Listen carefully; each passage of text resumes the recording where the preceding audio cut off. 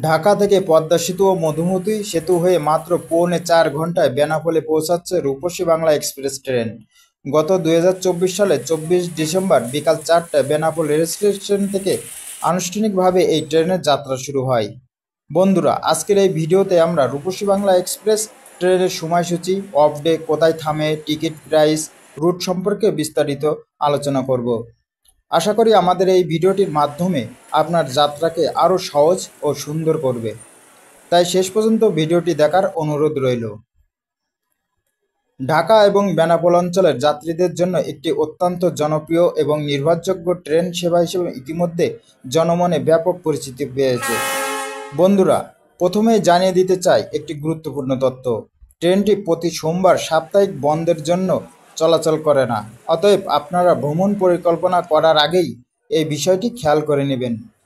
রূপসী Bangla express ট্রেনটি ঢাকার Kamalapur rail স্টেশনের শহরতলি প্ল্যাটফর্ম থেকে সোমবার ব্যতীত প্রতিদিন সকাল 11:15টায় ছেড়ে দুপুর 2:30 বেনাপোল রেল স্টেশন গিয়ে পৌঁছায়।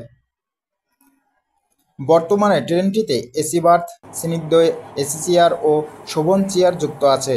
ঢাকা থেকে বেনাপোল যেতে সর্বনিম্ন ভাড়া 455 টাকা এবং সর্বোচ্চ ভাড়া 1041 টাকা পর্যন্ত নির্ধারিত আছে। বন্ধুরা, আপনারা অন্যান্য সকল ট্রেনের মতো রেল স্টেশনের কাউন্টার কিংবা অনলাইনে বাংলাদেশ রেলওয়ের ওয়েবসাইট থেকে খুব সহজেই টিকিট সংগ্রহ করতে পারেন।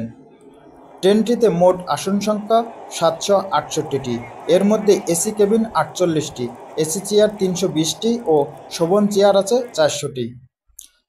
কমলাপুর রেল স্টেশনের শহরতলি প্ল্যাটফর্ম থেকে সকাল 10:45-এ যাত্রা শুরু করে ট্রেনটি প্রথম যাত্রা বিরতি করবে ভাঙা জংশন 11:50।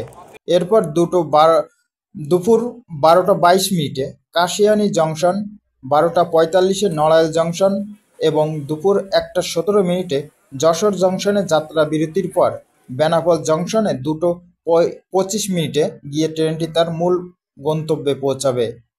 দর্শক, আজকের ভিডিওটা আপনার কাছে কেমন লাগলো সেটি আমাদের কমেন্ট বক্সে আপনার গুরুত্বপূর্ণ মতামতটি জানাবেন। তো দর্শক, ভিডিওটি আজ এই পর্যন্তই, দেখাবে পরবর্তী ভিডিওতে। সে পর্যন্ত সবাই ভালো থাকুন, সুস্থ থাকুন। ধন্যবাদ।